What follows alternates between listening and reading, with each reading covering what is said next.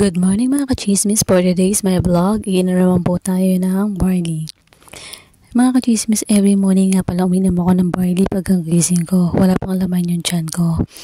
Pagkatapos ko uminom yan, after 30 minutes, tsaka ko kakain ng breakfast.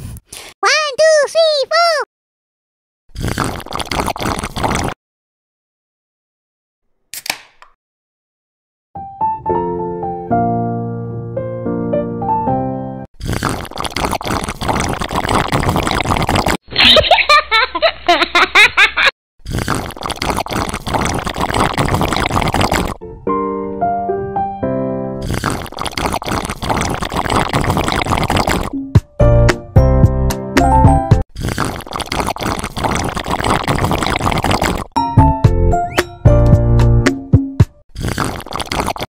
Nasasarapan nga pala ako sa lasa ng barley powder drink.